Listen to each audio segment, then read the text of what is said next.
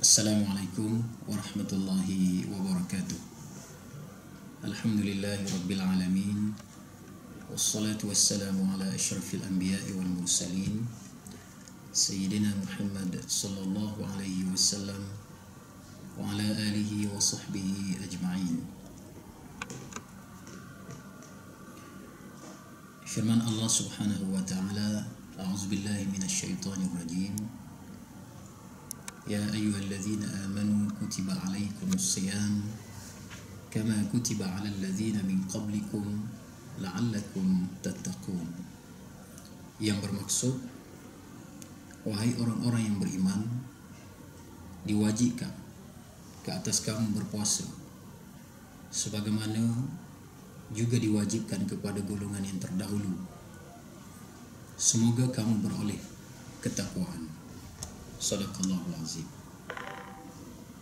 Sempena bulan Ramadan 1435 Hijriah ini, kita mesti mempertingkatkan amalan dan juga melakukan pelbagai agenda rutin kita dengan yang pertama sekali kita niat ikhlas kepada Allah Subhanahu wa taala. Kerana bulan Ramadan ini adalah bulan ujian untuk menguji siapa di kalangan kita yang benar-benar ikhlas dan yang boleh lulus ujian, percubaan, perlawanan di antara kita dengan nafsu kita. Kerana sedia maklum, Nabi SAW telah nyatakan bahawa di bulan Ramadan ini kekuasaan syaitan ke atas diri manusia itu, kekuasaan syaitan kepada diri ke atas diri manusia itu disekat oleh Allah Subhanahu wa taala, sebagaimana yang telah dinyatakan di dalam hadis Nabi sallallahu alaihi wasallam, "Idza jaa Ramadan futihat abwabul jannah wa ghulliqat abwabun nar wa suffidat syayatin." Apabila datang bulan Ramadan, maka pintu syurga ini dibuka, pintu neraka itu ditutup, dan syaitan dibelenggu. Hadis ini hadis sahih yang diriwayatkan oleh Imam Bukhari. Di sini Nabi SAW ingin menyatakan kepada kita bahawa pertembungan manusia dengan syaitan sebelum dari Ramadan adalah lebih dahsyat. Bila datang bulan Ramadan, Allah memberi satu anugerah kelapangan kepada manusia untuk mengabdikan diri kepadanya. Pertembungan di situ hanya pertembungan di antara manusia dengan nafsunya dan dengan kesan daripada sifat yang telah ditinggalkan oleh syaitan sebelum daripada ini. Itu. Jadi oleh kerana itu, kalaulah di bulan Ramadan ini manusia tetap juga melakukan kemungkaran, kefasadan di atas muka bumi Allah Subhanahu wa taala, dia adalah seburuk-buruk manusia, dan manusia ini manusia yang tidak akan beroleh takwa. Bulan Ramadan ialah bulan di mana diturun padanya Al-Quranul Karim, yang merupakan sifat Al-Quran ini ialah hudal linnas, ataupun petunjuk kepada manusia. Dalam ayat-ayat Allah Subhanahu wa taala, Al-Quran datang untuk memberi petunjuk dan juga mengeluarkan manusia daripada kegelapan kepada nur, cahaya. Ini sifat Al-Quran. Oleh kerana itulah, cuba kita muhasabah diri kita setiap hari. Adakah kita membaca Al-Quran sama ada 1 juzuk atau 2 juzuk, ataupun kita mentadabbur ayat-ayat suci Al-Quranul Karim? Berapa banyak bilangan muka surat Al-Quran yang kita baca, ataupun berapa juzuk, ataupun berapa bilangan, sama ada hizib dan sebagainya, itu tidak penting. Yang pentingnya ialah kandungan ayat-ayat suci Al-Quran yang ditadabbur itu. Sejauh mana kita meneliti, tadabbur dan beramal dengan ayat-ayat tuntutan Al-Quran. Hari ini dalam suasana yang begitu canggih, suasana zaman moden yang di tangan manusia ada pelbagai kecanggihan. Manusia boleh membaca dengan telefon di tangannya, telefon bimbit di tangan dia. Manusia boleh membaca, menghantar pesanan ringkas di tangan dia. Manusia boleh membaca apa sahaja berita, bukan setakat di negeri negara ini tetapi di seluruh dunia, di tangan sahaja. Maklumat di tangan sahaja.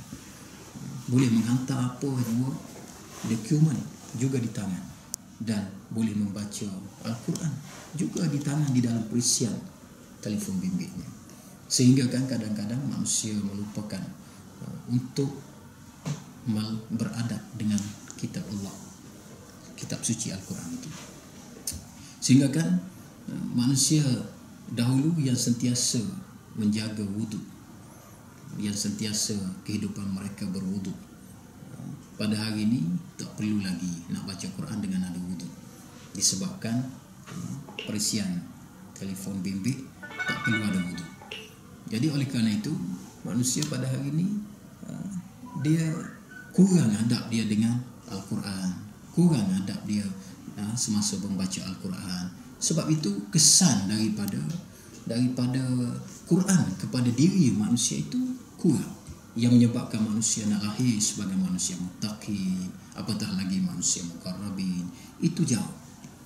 Jadi sebab itulah kita kena meneliti kembali perkara-perkara yang berkait dengan Al-Quran, hadis dan tuntutan Islam ini mesti dilakukan dengan cermat, mesti dilakukan dengan teliti, dengan itqan. Itu yang dimaksudkan. Jadi pada bulan Ramadan ini kita mesti melihat bulan Ramadan ini adalah bulan tarbiyah, bulan yang mendidik manusia supaya mereka bersungguh-sungguh di dalam memperjuangkan agama mereka. Sebab itu kita lihat sejarah-sejarah besar banyak berlaku di bulan Ramadan. Penurunan Al-Quran itu sendiri di bulan Ramadan, yang mana Al-Quran itu sendiri merupakan satu kitab yang mengandungi tuntutan-tuntutan Allah kepada manusia. Dan kalau kita lihat peristiwa-peristiwa yang menguji ketahanan sama ada perjuangan manusia, banyak berlaku di bulan Ramadan. Antara kita tengok bagaimana peperangan besar, peperangan yang pertama Badar Al-Kubra yang menguji kekuatan umat Islam itu berlaku pada bulan Ramadan. Bagaimana di dalam peperangan Badar bilangan umat Islam itu begitu sedikit, tetapi nak dibandingkan dengan 1000 lebih tentera kufar, mana mungkin 300 lebih ataupun dalam riwayat 313 tentera Badar ini boleh berhadapan dengan musuhnya yang begitu ramai. Jadi ini adalah satu ujian kepada pejuang Islam pada ketika itu. Namun bila mana mereka mempunyai pertalian yang kukuh dengan Allah Subhanahu wa taala, sebagaimana di dalam hadis yang diriwayatkan oleh Imam Abu Dawud, bagaimana di dalam peperangan Badar suatu ketika Sayyidina Ali mencari-cari Rasulullah sallallahu alaihi wasallam dan didapati Rasulullah tiada bersama di dalam peperangan. Sayyidina Ali pada ketika itu bimbangkan keadaan Rasulullah. Lalu dia pergi ke kemah asal Rasulullah sallallahu alaihi wasallam yang berada ketika itu sebelum daripada berperang. Lalu didapati Nabi sallallahu alaihi wasallam sedang sujud dan Nabi membaca dengan begitu kuat, Ya Hayyu Ya Qayyum. Fa idza huwa sajidun yaqulu Ya Hayyu Ya Qayyum, kata Sayyidina Ali. Tak kala aku pergi kepada Rasulullah, aku mendapati Rasulullah sedang berkata dalam keadaan sujud dan mengucapkan Ya Hayyu Ya Qayyum, Ya Hayyu Ya Qayyum. Sehinggalah lama keadaan Nabi sujud dan membaca, bermunajat dengan Asma'ullahul Husna, Ya Hayyu Ya Qayyum, sehingga Sayyidina Ali pergi berperang semula. Kemudian faji'tu ila Rasulillah sallallahu alaihi wasallam fa idza huwa sajidun yaqulu dzalika fa fatahallahu lana an-nasr. Kemudian aku datang kali kedua untuk melihat apa yang Nabi buat. Aku dapati Nabi masih berada di dalam keadaan sujud dan Nabi membaca ya Hayyu ya Qayyum. Demikian itulah Allah Subhanahu wa taala memberi kemenangan kepada kami. Ini adalah merupakan kunci kemenangan kepada pertembungan al-haq dan al-batil pada suatu ketika dahulu. Iaitulah umat Islam mempunyai senjata yang begitu hebat. Mereka sedar senjata mereka dan mereka asal tajamkan senjata mereka. Senjata mereka ini mampu merobek, menghunus dan juga menikam musuh-musuh sehingga musuh-musuh kalah. Senjata munajat ini diajar sendiri oleh baginda sallallahu alaihi wasallam. Kalaulah Rasulullah sallallahu alaihi wasallam dalam satu peperangan yang sengit, yang pada ketika itu kita tidak tahu bagaimana gambarannya. Jadi inilah senjata utama umat Islam pada hari ini, iaitu mereka mesti kembali mengingati Allah Subhanahu wa taala, bermunajat, dan juga mereka mengingati tentang kehebatan dan keagungan Allah. Mereka mesti mengikat diri mereka dengan kekuatan ini. Barulah Allah Subhanahu wa taala akan mendatangkan nusrah, iaitu pertolongan Allah kepada mereka. Dan Allah menghantar tentera-tentera di kalangan malaikat untuk menghancurkan bala tentera musuh Islam, sehingga alhamdulillah kemenangan berpihak pada umat Islam. Hari ini kita lihat setelah berlaku di bumi Syria, bumi Mesir, di bumi Iraq, Gaza ataupun kita panggil sebagai Gaza itu diserang kembali oleh Zionis Israel. Dan sememangnya Bani Israel ini sejak daripada dahulu, setelah daripada perutusan nabi-nabi dan rasul-rasul kepada kaum mereka, mereka membunuh para rasul ini. Mereka bunuh Nabi Allah Zakaria, Nabi Allah Yahya, dan mereka melakukan kerosakan di atas muka bumi. Keturunan inilah yang pada hari ini terus membunuh umat Islam, penegak-penegak kebenaran, ulama-ulama Islam. Jadi bagaimana kita nak menghadapi dengan kekuatan Israel yang mempunyai segala peralatan yang canggih pada hari ini, dengan kemampuan umat Islam di Gaza yang disekat bantuannya dan macam-macam lagi? Maka umat Islam pada hari ini mesti menggunakan cara dan kaedah yang sama, iaitu dengan cara senjata munajat dan senjata kunut nazilah. Itu adalah merupakan senjata yang paling ampuh, yang dapat memberi kegerunan dan akan mengalahkan tentera musuh Islam.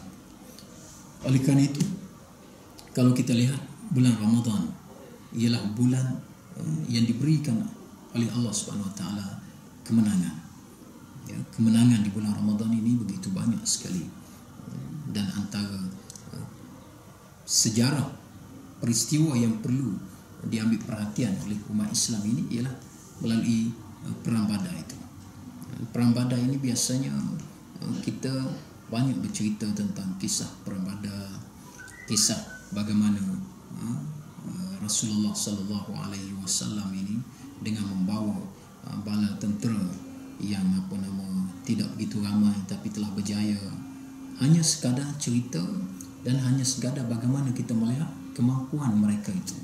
Tetapi semasa kita berada di bulan Ramadan, kita nak lebih daripada itu, iaitu kita ingin amalkan apa yang telah diamalkan oleh golongan generasi terdahulu.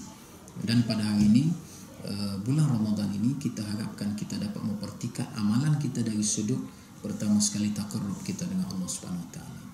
Bagaimana munajat kita dengan Allah Subhanahu wa taala, dan juga bagaimana zikir kita dengan Allah Subhanahu wa taala. Zikir-zikir ma'thur yang telah ditinggalkan oleh Rasulullah sallallahu alaihi wasallam ini terlalu banyak. Ya. Dan bagaimana hubungan kita dengan Al-Quran. Berapa kali kita baca dalam sehari. Ya, kalau akhbar, kalau telefon bimbit kita boleh lihat, ya, ataupun kita boleh baca SMS, berita-berita setiap waktu. Maka kenapa kita tidak boleh jadikan Al-Quran tadi untuk kita jadikan lebih aula, lebih utama daripada perkara-perkara keduniaan sebegitu. Jadi itulah kita harapkan kepada seluruh umat Islam di bulan Ramadan ini mengambil peluang anugerah Allah untuk memberi kemenangan kepada umat Islam di bulan Ramadan. Kita doakan semoga umat Semoga umat Islam kita yang berada di dunia lain yang ditindas akan diberi kemenangan, dan musuh-musuh Islam akan diajar dengan kita sama-sama memperbanyakkan qunut nazilah dan salat ajak kepada mereka.